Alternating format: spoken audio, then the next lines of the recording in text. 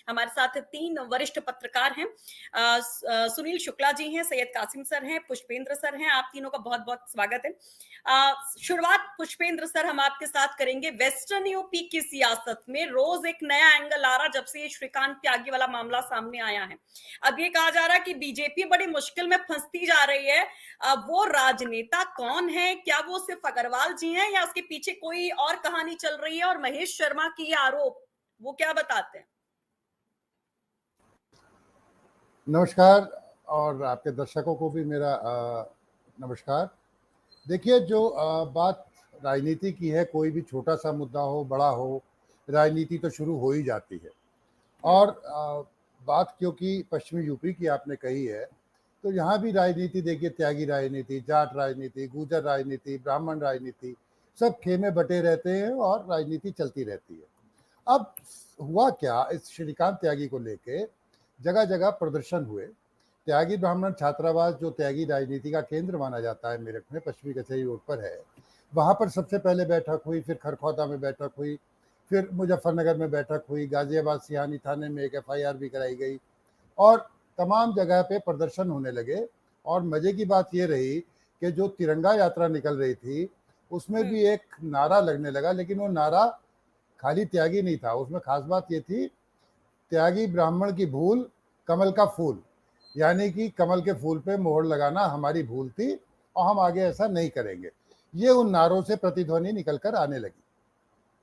जहाँ तक बात सांसद की या महेश शर्मा जी की है या दूसरे सांसद साहब की है, तो महेश शर्मा जी को आप देखिए, उस दिन वो बहुत तैश में उन्होंने अवनीश अवस्थी को फ़ोन किया था मौके से।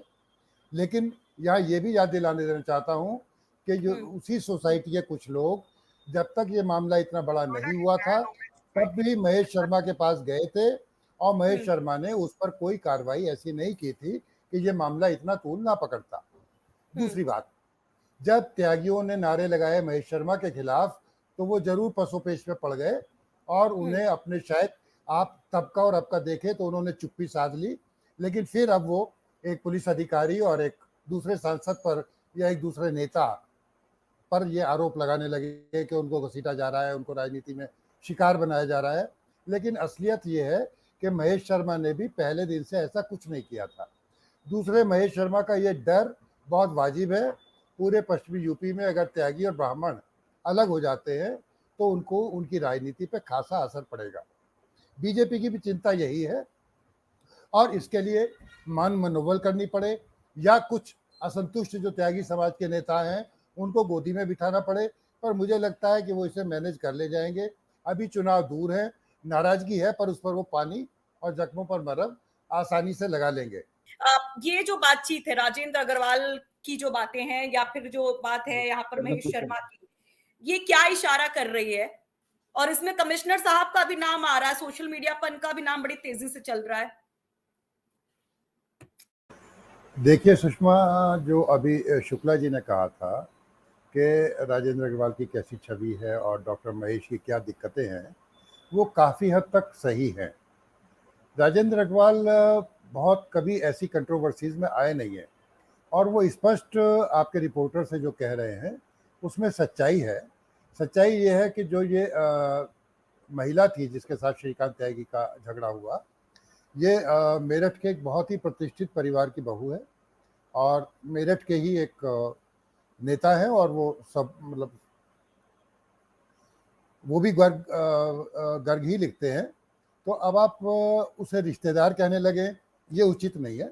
सारे गर्ग एक दूसरे से रिश्तेदार नहीं हो सकते, लेकिन हाँ, वैश्य समुदाय है, इससे कोई दो राय नहीं है।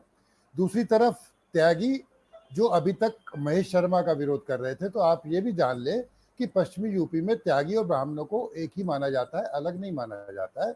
आप कहीं भी देखेंगे तो उनके बैनर्स भी त्यागी ब्राह्मण समाज इस तरह से लिखा जाता है। जहाँ तक बात रही राजेंद्र अग्रवाल की कोई किसी ऐसे विवादों में फंसने की, तो ऐसे किसी विवाद से वो कोशिश करके निकल ही गए, कभी फंसे नहीं है। हाँ, महेश शर्मा जैसे सुनील जी बता रहे थे, ज़रूर दिक्कतों में है। और एक और बड़ी बात जो मैं कहना चाह रहा हूँ, जो मैं उस समय कहना चाह रहा था, वो फ़ोन कट गया, कि बीजेपी पर भारी पड़ेगी नहीं पड़ेगी वो एक अलग बात है, क्योंकि चुनाव में भी बहुत समय है और तब तक सब ठीक हो जाएगा, ऐसा मेरा मानना है। त्यागी समाज में एक उपेक्षा का भाव जरूर है कि बहुत ही गिने चुने लोग हैं जिन्हें सत्ता की रेवड़ी हासिल हो रही है कुछ सालों से, और सत्ता में उनको वो भागीदारी, वो हिस्सा नहीं मिल पाया जो त्यागी समाज अपेक्षा रखता था। एक या दो या तीन या चार नाम ऐसे गिना सकता हूं यहाँ से लेके उन 3 जिलों में जिन्होंने बीजेपी के सत्ता में आने के बाद से रेवड़ियां खाई हैं या सत्ता का मजा लूटा है। तो ऐसे में त्यागी समाज में आपस में ही कहीं ना कहीं ऐसा है जो उस रोष को उभार कर और इस बहाने से ऊपर लाना चाहते हैं। तभी वो नारे भी लगवाए गए कि त्यागी ब्राह्मण की भूल कमल का फूल, जो मैं कहना चाह रहा था उस समय फोन कट गया था। तो त्यागी समाज, लेकिन सवाल यह है कि वो जो नेता हैं उनका अभी कोई रिप्लेसमेंट नहीं है, दूसरी जगह कहीं उन्हें प्रतिनिधित्व मिल जाए। कुछ लोग तो यहाँ तक कहते हैं कि जो त्यागियों का प्रभुत्व भारतीय जनता पार्टी में था, जो फिलहाल सत्ता पर काबिज है, उनकी वजह से और सारे त्यागी खत्म हो गए और उन्होंने और सारे त्यागियों को, जो सही शब्द बोलते हैं, कि उनको निपटा दिया। तो ये उनके मन में जरूर भाव है। और जो जगह जगह लेके पंचायतें हुई उसमें नाम नहीं लिया गया, लेकिन ये जाहिर था कि वो कहीं ना कहीं उनके भी अगेंस्ट हैं।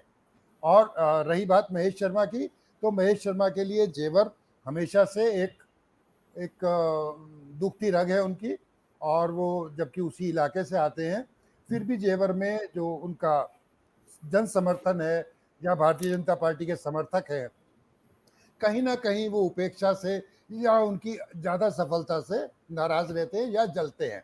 दोनों बातें चलती हैं साथ साथ, ईर्ष्या भी चलती है, प्रतिद्वंदिता भी चलती है समाज में, और ये सब उसी का नतीजा है। लेकिन भारतीय जनता पार्टी पे या आगे जाके चुनाव में इसका कोई बहुत असर पड़ेगा मुझे लगता नहीं है। सर, ये जो भी सुनील सर कह रहे थे कि जिस तरह से अभी हो रहा है कि 6 जो और आरोपी थे जो सोसाइटी में घुसते हैं, उनको जिस तरह से बेल मिल जाती है, उसके ऊपर जब सवाल उठते हैं तो सवाल ये कि क्या सरकार बैकफुट पे आ गई है त्यागी समाज के आंदोलन की वजह से, या फिर सर कह रहे सुनील सर की श्रीकांत त्यागी अपने आप में एक बड़ा चेहरा था उसी की वजह से? देखिए सुषमा जी, सुनील जी ने बहुत अच्छी बातें कही।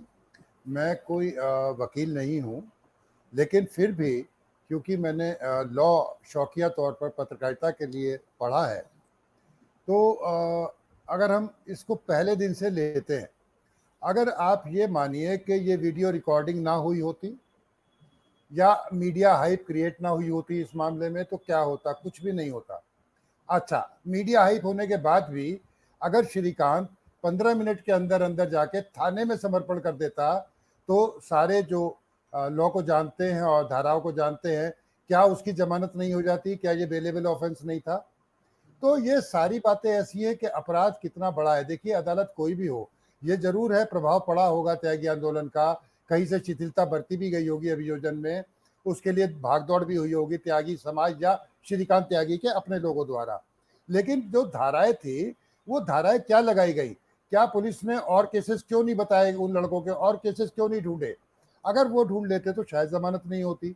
ऐसे ही श्रीकांत त्यागी के लिए भी अगर और चीजें ढूंढकर सामने रखी जाएंगी, उसका इतिहास बताया जाएगा, अभियोजन लड़ाई लड़ेगा, तब जमानत नहीं होगी, नहीं तो हो जाएगी। एक बात। दूसरी बात पे हम आते हैं, ये लड़ाई है महत्वाकांक्षाओं की। महेश शर्मा के खिलाफ अगर कोई कर रहा है तो इसलिए कर रहा है कि नोएडा की सीट खाली हो तो उन्हें टिकट मिले।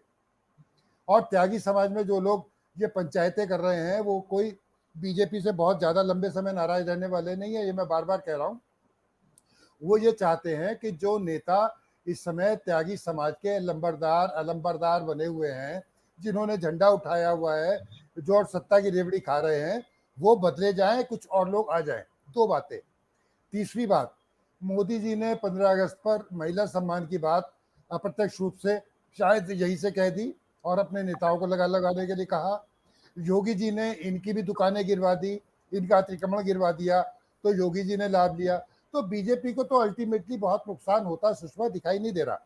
ये सब महत्वाकांक्षाओं की लड़ाई है और अचानक मिला मौका है। मुझे इसमें कोई पूर्व नियोजित साजिश नजर नहीं आती। जैसा सुनील जी ने कहा, अगर श्रीकांत निर्दोष होता, उसने ऐसा ना किया होता, तो हम किसी साजिश की बात करते। पर अपराध तो जो हुआ वो सबके सामने है ना, और उसकी पहले की कारगुजारियां भी सामने है, तो कोई सुनियोजित षड्यंत्र इस पर नहीं लगता। लेकिन जो हवा हवाई होती है, जो ग्लैमर होता है, वो बड़े बड़े नेताओं के साथ घूमता था, सिक्योरिटी गार्ड्स लेके घूमता था, गाड़ी पे यूपी सरकार का निशान था, विधायक का स्टिकर था। ये सारी बातें इंसान को भगवान जैसा समझने लगते हैं और लोग ऐसी हरकतें करते हैं। नहीं नहीं नहीं, हमारा सवाल ये था कि क्या श्रीकांत त्यागी का कंधा है और बंदूक आपसी जो नेताओं की वर्चस्व की लड़ाई है, क्या उस कंधे का इस्तेमाल किया जा रहा है? बिल्कुल सही आप कह रही हैं। मैंने आपसे डायरेक्टली इनडायरेक्टली यही कहा कि मौका मिल गया लोगों को अपनी महत्वाकांक्षाओं का और अपनी भड़ास निकालने का। जो महेश शर्मा से नाराज है वो महेश शर्मा पे निशाना साध रहे हैं, जो त्यागी समाज के उन नेताओं से नाराज है जो इस समय रेवड़ी खा रहे हैं, वो इस तरह से त्यागी समाज का नेता बनकर अपने को दिखाना चाहते हैं। मोहरा श्रीकांत है।